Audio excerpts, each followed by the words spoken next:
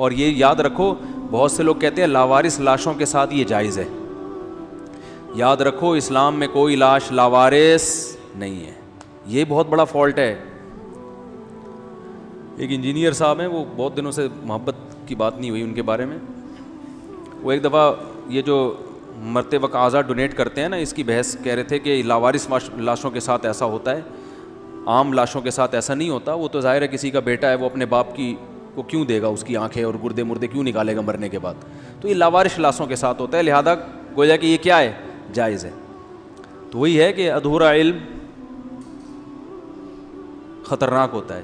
اسلام میں کوئی لاش لاوارث بولو نہیں ہے، جس کا کوئی نہیں ہے اس کے سب ہیں. اللهم صل على سيدنا محمد يا رب صل وسلم دائما ابدا على حبيبي. کہتے ہیں میت اسی طرح قابل تعظیم ہے جیسے زندہ آدمی. اس لیے ہم کہتے ہیں آنکھ پہلے سے اگر کوئی رکھی بھی ہو نا ہاسپٹل میں، جو غیر مسلم تو نہیں، وہ تو ڈونیٹ کر دیتے ہیں، تو اب وہ کر ہی دی ہے، وہ تو ضائع ہو رہی ہے نا، اس نے تو کر دی نا، اور ان کا مذہب بھی ہے. تو اس لیے کہتے ہیں اگر کوئی ہے، کوئی ایک جھلی شلی لگتی ہے، پوری آنکھ نہیں لگتی، تو ٹھیک ہے لگا لو. لیکن خود سے باقاعدہ جیسے مرتا ہوا آدمی کچھ نہ ملے تو انسانی گوشت ملے تو کھا کے پیٹ بھر لو نا، وہ تو مجبوری میں سور کھانا بھی جائز ہے، لیکن پہلے سے سور پیک کر کے رکھنا کہ یار کیا پتا زندگی میں کوئی ایسا وقت آئے کہ میں مرنے لگوں. تو ایسے ہی باقاعدہ پہلے سے آنکھیں نکال کے ڈونیٹ کر دینا کہ کسی کو ضرورت پڑ سکتی ہے اس کے لگا دینا. اس کی اسلام میں اجازت بولو بھائی نہیں ہے. اور یہ یاد رکھو، بہت سے لوگ کہتے ہیں لاوارث لاشوں کے ساتھ یہ جائز ہے. یاد رکھو اسلام میں کوئی لاش لاوارث نہیں ہے. یہ بہت بڑا فالٹ ہے. ایک انجینئر صاحب ہیں، وہ بہت دنوں سے محبت کی بات نہیں ہوئی ان کے بارے میں. وہ ایک دفعہ یہ جو مرتے وقت اعضا ڈونیٹ کرتے ہیں نا، اس کی بحث کہہ رہے تھے کہ لاوارث لاشوں کے ساتھ ایسا ہوتا ہے، عام لاشوں کے ساتھ ایسا نہیں ہوتا. وہ تو ظاہر ہے کسی کا بیٹا ہے، وہ اپنے باپ کی کو کیوں دے گا، اس کی آنکھیں اور گردے مردے کیوں نکالے گا مرنے کے بعد. تو یہ لاوارث لاشوں کے ساتھ ہوتا ہے، لہذا گویا کہ یہ کیا ہے، جائز ہے. تو وہی ہے کہ ادھورا علم خطرناک ہوتا ہے. اسلام میں کوئی لاش لاوارث بولو نہیں ہے، جس کا کوئی نہیں ہے اس کے سب ہیں. حدیث میں آتا ہے سلطان ولی من لا ولی لہ من لا ولی لہ. جس کا کوئی ولی نہیں ہے نا تو حکومت اس کی ولی ہے. حکومت باپ بن کے اس کی وہی خدمت کرے گی جو حقیقی باپ کر رہا ہوتا ہے اپنی اولاد کی. کوئی لاش اگر کچرے میں خدا نخواستہ پڑی ہوئی ملی ہے، کوئی نہیں مل رہا، تو پھر سب مسلمانوں کی ذمہ داری ہے اس کو وہی پروٹوکول دیں جو اپنے بیٹے کو، اپنے بھائی کو، اپنی ماں کو پروٹوکول دیتے ہیں. بوڑھا ہے تو سب کا باپ ہے وہ، جوان ہے تو سب کا بیٹا ہے وہ، بلکہ اس کی تعظیم دوسرے سے زیادہ ضروری ہے کیونکہ اس کی تعظیم کرنے والا کوئی ہے نہیں، کوئی اس کا محافظ نہیں ہے. تو اس لیے اسلام نے کہا سب محافظ ہیں اس کے. تو اب سب نے اس کی لاش کی حفاظت کرنی ہے. ایک صاحب نے یہاں محمد شاہ کے قبرستان میں اپنی والدہ کو دفن کیا، 3 دن تک قبر کی پہرے داری کرتے رہے. میں نے کہا خیریت آپ 3 دن سے ادھر ہی آنا جانا ہے؟ کہتے ہیں بھائی آج کل تازہ تازہ لاشیں نا گورکن نکال کے بیچ دیتے ہیں ڈاکٹروں کو. کیا کرتے ہیں؟ ڈاکٹروں کو بیچ دیتے. تو میں اپنی ماں کی قبر کی حفاظت کر رہا ہوں. اس نے کوئی علماء سے دلیل نہیں سنی تھی، اس کو پتا تھا کہ ماں قابل تعظیم ہے. وہ اس لائق نہیں ہے کہ اٹھا کے اس کے پھیپڑے فلاں ہاسپٹل میں دے دو، اس کے گردے فلاں کو دے دو، فلاں کو دے دو، یا لاش جو ہے نا وہ تجربے کرنے کے لیے فلاں ہاسپٹل کو دے دو. سائنسی ترقی ہی دنیا میں سب کچھ نہیں ہے.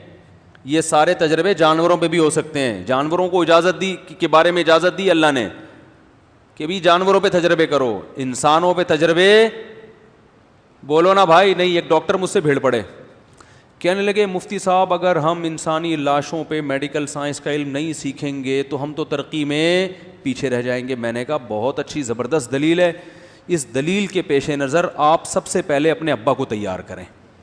جیسے ہی والد صاحب کا انتقال ہو فوراً اپنے ہاسپٹل میں والد صاحب کی لاش رکھیں کہ آئندہ اگر کڈنی کا سسٹم سمجھنا ہے تو میرے ابا کی لاش پہ، ٹھیک ہے نا، لنگس کا سیٹ اپ دیکھنا ہے تو میرے ابا. میں نے کہا اس پہ کرو. اپنے ابا کی تو توہین برداشت نہیں ہے. تو کہ وہی بات ہے نا کہ لاوارث لاشوں کے ساتھ کر, بھائی لاوارث کوئی بھی نہیں ہے. اگر کوئی بوڑھا آدمی جس کا کوئی نہیں ہے تو ہم سب کا باپ ہے, پھر وہ ہم سب نے کیا کرنا ہے, باپ جیسا پروٹوکول دینا ہے. انسان لاوارث نہیں ہوتا. آپ کو پتا ہے فقہا نے مسئلہ لکھا, اس پر اجماع ہے کہ اگر کوئی لاش ملے نا کہیں بھی, کوئی قاتل نہیں مل رہا اس کا, تو مقتول کے وارثوں کو پھر بھی دیت دینی پڑے گی, کیونکہ مقتول کے وارث جو ہے نا ان کا بندہ قتل ہو گیا, قاتل مل نہیں رہا. تو اس محلے کے جو قریب ترین لوگ ہیں نا, قریب ترین, ان میں سے 50 گھروں کے اوپر دیت آتی ہے کہ تمہارے محلے سے لاش ملی ہے تو تمہیں بیدار مغز ہونا چاہیے تھا, تمہیں پتا تو ہونا چاہیے کون تمہارے علاقے میں لاش پھینکے جا رہا ہے. تو 50 افراد سے پہلے قسم لی جائے گی کہ ان میں سے کسی نے قتل تو نہیں کیا. اگر کوئی اقرار کرنے کہ میں نے قتل کیا تو اس کو لٹکایا جائے گا. اگر کوئی بھی اقرار نہ کرے تو 50 پہ دیت آئے گی. نہیں آ رہی بات سمجھ میں؟ 50 کے 50 اس کی دیت سب میں ڈیوائڈ ہوگی اور مقتول کے وارث کو وہ خون بہا ادا کریں گے, کیونکہ فقہا کہتے ہیں کہ اسلام میں کوئی بھی لاش ہدر نہیں ہے. ہدر کا مطلب ہوتا ہے کہ بس وہ مر گیا اور اس کا کوئی سزا ہی نہیں اور کوئی معاوضہ بھی نہیں ہے, ایسے نہیں ہوتا, فری میں نہیں ہوتا. مرا ہے تو مقتول کے وارثوں کا نقصان ہوا ہے, اس کی تلافی ادا کرنی ہے, ان کو پیسے ملیں گے. قاتل نہیں مل رہا تو کوئی بھی نہیں مل رہا, تو اہل محلہ جہاں سے لاش ملی ہے ان میں 50, اس لیے کہ سب پہ تھوڑی تھوڑی ڈیوائڈ ہو جائے. تو دلیل کیا ہے؟ انسانی جان, اس کا خون ہدر کا مطلب ہوتا ہے فری, مفت نہیں ہوتا یہ. تو یہ چونکہ اسلامی قوانین نافذ نہیں ہے نا, تو کبھی لاش وہاں سے مل رہی ہے کبھی وہاں سے. جب یہ دیت کا قانون نافذ ہو جائے تو ہر محلہ نگرانی کرے گا, بھائی لاش اگر ہمارے محلے سے ملی تو بلی کس پر آئے گی؟ ہم پر آئے گی, ٹھیک ہے نا, وہ خود نگرانی کریں گے.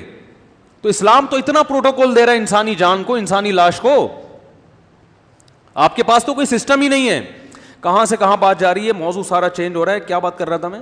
مفتی طارق مسعود صاحب کے بیانات سننے کے لیے youtube.com/مفتی طارق مسعود کو سبسکرائب کریں, اور اگر آپ لائیو ویڈیو کو کبھی بھی مس نہیں کرنا چاہتے ہیں تو سبسکرائب کرنے کے بعد بیل آئیکن پہ کلک کرنا مت بھولیں. جزاک اللہ.